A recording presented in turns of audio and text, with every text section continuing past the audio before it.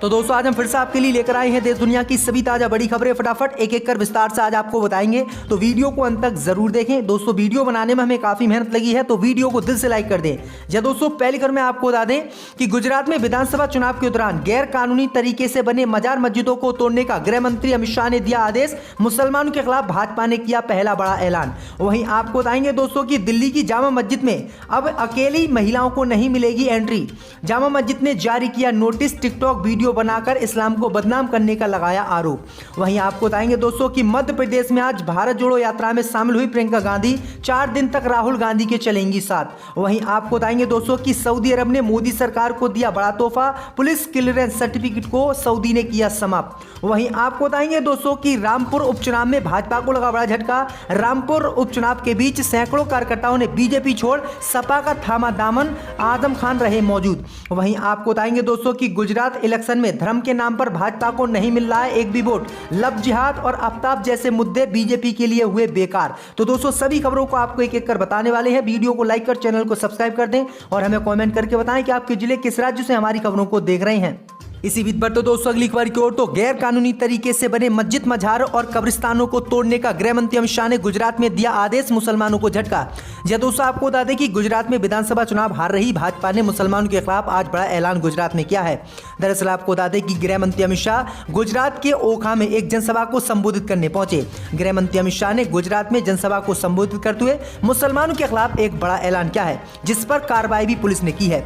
दरअसल आपको बता दें कि गृह मंत्री अमित शाह ने जनसभा को संबोधित करते हुए गुजरात में ऐलान किया कि गुजरात में गैर कानूनी तरीके से मजार, मस्जिद और जो कब्रिस्तान बने हुए हैं उन सभी को तोड़ा जाए। वहीं आपको बता दें कि गृह मंत्री अमित शाह ने मस्जिद, मजारों और कब्रिस्तानों को तोड़ने के आदेश देने के बाद द्वारपेटका में एक मजार को पुलिस ने तोड़ भी दिया है। वहीं आपको बता दें कि मजार के टूटने पर गृह मंत्री अमित शाह ने खुशी जाहिर की और गृह मंत्री अमित शाह ने कहा है कि बेट द्वारका, जहां पर मुसलमानों ने अवैध रूप से मजार बनाए हैं, मस्जिद बनाई है, कब्रिस्तान बनाए हैं, वो भगवान श्री कृष्ण का निवास स्थान है। तो ये बड़ी अपडेट आई दोस्तों कि गृह मंत्री अमित शाह किस तरह से इतने बड़े नेता होने के बावजूद मुसलमानों के खिलाफ खुलेआम इस तरह की कार्रवाई करने की बात कह रहे हैं। ये बड़ी अपडेट आ रही गुजरात से। इसी बीच पर तो दोस्तों अगली खबर की ओर, तो राहुल की भारत जोड़ो यात्रा में शामिल हुई प्रियंका गांधी। जी दोस्तों आपको बता दें ये बड़ी खबर सामने निकल कर आई दोस्तों की कांग्रेस के पूर्व राष्ट्रीय अध्यक्ष राहुल गांधी इन दोनों भारत जोड़ो यात्रा पर है। इस यात्रा में आज उनकी बहन और पार्टी की महासचिव प्रियंका गांधी वाड्रा और उनके पति रॉबर्ट वाड्रा भी शामिल हुए।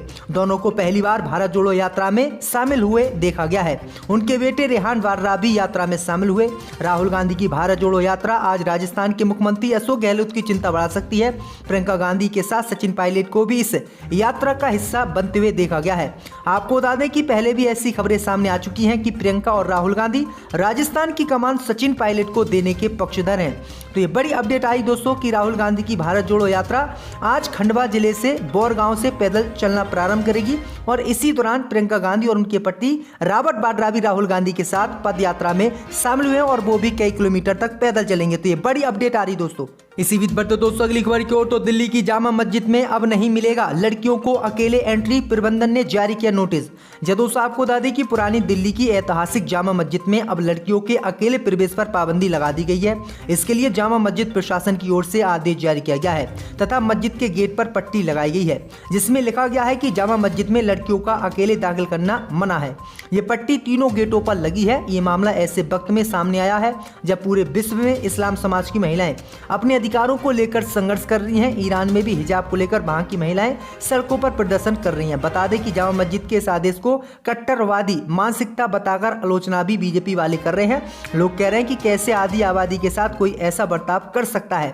लेकिन आपको बता दें क्योंकि जामा मस्जिद में जाकर लड़कियां डांस करती हैं, टिकटॉक वीडियो बनाती हैं जो कई बार वायरल भी हुई थी और इसी को देखते हुए जामा मस्जिद ने यह फैसला लिया है। लेकिन हिंदूवादी संगठन सहित बीजेपी के कुछ नेता किस तरह से इसको भी धार्मिक उल्लंघन बता रहे हैं। इसी बीच पर तो दोस्तों अगली खबर की ओर, तो उत्तर प्रदेश में उपचुनाव के बीच बीजेपी को रामपुर से लगा बड़ा झटका। रामपुर में दर्जनों बीजेपी के नेता सपा में हुए शामिल, आजम ने दिलाई सदस्यता। दोस्तों आपको बता दें कि उत्तर प्रदेश में होने जा रहे उपचुनाव को लेकर बीजेपी को आज रामपुर से बड़ा झटका लगा है। दरअसल आपको बता दें कि आजम खान के गढ़ में बीजेपी को आजम खान ने चुनाव से पहले ही बड़ा झटका दिया है। दरअसल आपको बता दें कि रामपुर में बीजेपी के लगभग दर्जनों नेता आजम खान की मौजूदगी में बीजेपी छोड़कर समाजवादी पार्टी में शामिल हो गए हैं और आजम खान ने उन सभी को समाजवादी समाजवादी पार्टी की सदस्यता दिलाई है। वहीं आपको बता दें कि आजम खान ने बीजेपी पर हमला बोलते हुए कहा है कि जुल्म करने और सहने वालों की इतिहास याद रखेगा।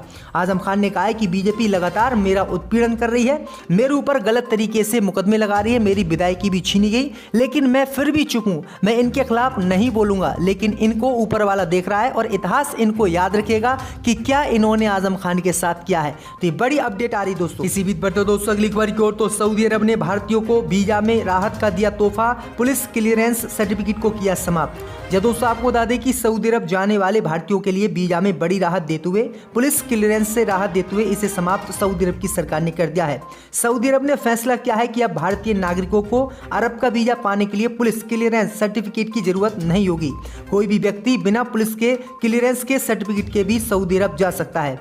नई दिल्ली में सऊदी अरब के दूतावास ने अपने आधिकारिक ट्विटर हैंडल से इसकी ट्वीट कर जानकारी दी है, जो भारत के लिए बहुत बड़ी खुशखबरी मानी जा रही है। दूतावास की ओर से कहा गया है कि अब वीजा के लिए पुलिस क्लियरेंस सर्टिफिकेट अब जरूरी नहीं होगा। यह फैसला दोनों देशों के संबंधों को और मजबूत करने के प्रयासों के तहत लिया गया है। पिछले कुछ सालों में भारत और सऊदी अरब के बीच राजनीतिक, सुरक्षा, ऊर्जा, व्यापार, निवेश, स्वास्थ्य, खाद्य सुरक्षा और रक्षा क्षेत्रों में संबंध काफी मजबूत हुए हैं। वहीं आपको बता दें कि पहले अगर कोई व्यक्ति सऊदी अरब जाता तो उसकी जांच पड़ताल होती, कहीं इस पर गंभीर मुकदमे तो नहीं है, कहीं इसने कोई बड़ा क्राइम तो नहीं किया है। अगर कोई बड़ा मुकदमा उस पर होता तो सऊदी अरब उसे जाने की इजाजत नहीं दी जाती थी, लेकिन अब सऊदी अरब ने कह दिया अगर कोई बड़ा क्राइम करके भी आता है यहाँ पर तो उसे आने दिया जाए। तो ये बड़ी अपडेट आ रही है। इसी बीच पर तो दोस्तों अगली खबर की ओर, तो गलवान हिंसा का जिक्र करके फिल्म अभिनेत्री ऋचा चड्ढा ने उड़ाया भारतीय सेना का मजाक। जब दोस्तों आपको बता दें कि बॉलीवुड अदाकारा ऋचा चड्ढा ने एक ऐसा विवादित ट्वीट किया है जिससे उन पर सेना का अपमान करने के आरोप लग रहे हैं। ऋचा चड्ढा ने जो ट्वीट किया है वो एक तरह से भारतीय सेना का अपमान है। दरअसल आपको बता दें कि उत्तरी सेना के commander lieutenant general Upendra Trivedi ने मंगलवार को कहा था कि भारतीय सेना पाकिस्तान के कब्जे वाले कश्मीर को वापस लेने जैसे आदेशों को पूरा करने के लिए तैयार है। इसी बयान को कोट करते हुए ऋचा चड्ढा ने लिखा कि गलवान हाय कह रहा है, यानी उनका कहना है कि गलवान में जिस तरह से हमारे 24 से 25 जवान शहीद हुए थे चीन से, और चीन ने हमारी जमीन पर कब्जा कर लिया था, हाट स्प्रिंग, गोगरा, सब में चीन कब्जा करे बैठा हुआ है। और यहाँ पर चुनाव के बीच किस तरह से भारतीय सेना के लेफ्टिनेंट जनरल उपेंद्र जो है पाकिस्तान से पीओके लेने की बात करें। उन्होंने कहा है कि गलवान में भारतीय सेना बुरी तरह से हारी, बुरी तरह से हमारे सैनिक मारे गए और ये अब पीओके लेने की बात करें। लेकिन इस बात को अब लोगों ने भारतीय सेना का अपमान बताया है, जबकि इन्होंने जो कुछ भी कहा है वो एक प्रकार से ठीक ही कहा है। इसी बीच पर तो दोस्तों अगली खबर की ओर, तो गुजरात विधानसभा चुनाव में बीजेपी को धर्म के नाम पर नहीं मिल रहे हैं वोट। लव जिहाद और आफ्ताब से नहीं मिला भाजपा को 1 रुपये का फायदा। जब दोस्तों आपको बता दें कि गुजरात विधानसभा चुनाव में इस्लाम धर्म पर वोट मांगने के लिए बीजेपी तैयार है। बीजेपी लगातार इस्लाम धर्म का टारगेट करके बीजेपी लव जिहाद, आफ्ताब जैसे मुद्दे निकाल रही है। लेकिन आपको बता दें कि गुजरात विधानसभा चुनाव में बीजेपी इन मुद्दों को उठाकर वोट बटोरने की कोशिश कर रही थी, लेकिन इस पर पानी फिर गया है। दरअसल आपको बता दें कि गुजरात इलेक्शन में धर्म के नाम पर बीजेपी को एक भी वोट नहीं मिल रहा है। बीजेपी लव जिहाद और आफ्ताब से वोट मांगना चाहती थी और लगातार गोदी मीडिया भी इन्हीं दो मुद्दों को उठा रही थी।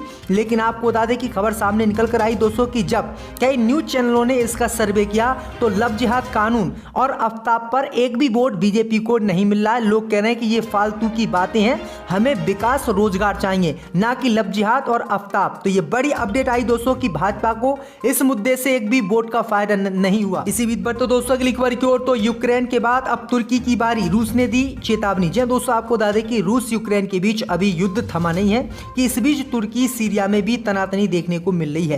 पिछले दिनों तुर्की ने एक के बाद एक सीरिया पर कई हमले किए थे जो कि रूस को पसंद नहीं आ रहे हैं। सीरिया पर हमले को लेकर रूस ने सीरिया को चेतावनी दे डाली है। अब बड़ा सवाल उठता है कि यूक्रेन के बाद अब क्या तुर्की और जो है रूस आपस में लड़ाई करेंगे। रूस का बेहद करीबी देश सीरिया है। ये भी बताया जा रहा है कि सीरिया के रास्ते से यूक्रेन वार के दौरान रूस तक हथियार पहुंचाए जा रहे थे। रूस ने तुर्की सीरिया में जमीनी हमले ना करने की हिदायत तुर्की को दी है और तुर्की से कहा है कि तुर्की किसी भी कीमत पर सीरिया पर हमले ना करे। तो ये बड़ी अपडेट आई दोस्तों। इसी बीच पर तो दोस्तों अगली खबर की ओर, तो योगी सरकार में स्वास्थ्य व्यवस्था उत्तर प्रदेश में बेहाल। हाइप पॉजिटिव गर्भवती महिला का इलाज करने से डॉक्टरों ने किया मना, बच्चे की मौत। जी दोस्तों आपको बता दें कि योगी सरकार में मानवीय संवेदनाएं उस समय तार तार हो गई जब HIV पॉजिटिव प्रसूता 6 घंटे से ज़्यादा स्ट्रेचर पर प्रसव पीड़ा से कराती रही, मगर स्टाफ ने प्रसव कराना तो दूर 6 घंटों तक उसको छुआ तक नहीं। फिरोजाबाद में एक चौंकाने वाली घटना में 20 वर्षीय HIV पॉजिटिव गर्भवती महिला को डॉक्टर द्वारा इलाज करने से मना कर दिया गया। प्रसव पीड़ा से तड़पती महिला ने एक बेटे को जन्म दिया, जिसकी कुछ घंटों बाद ही मौत हो गई। अब सवाल ये उठ रहा है कि योगी सरकार जहां पर स्वास्थ्य व्यवस्था को बहुत अच्छा बताती है, कानूनी व्यवस्था को अच्छा बताती है, लेकिन उसके बाद भी उत्तर प्रदेश में क्राइम और डॉक्टर अस्पतालों में इलाज महिलाओं का करने के लिए तैयार नहीं है। तो ये बड़ी अपडेट आ रही दोस्तों।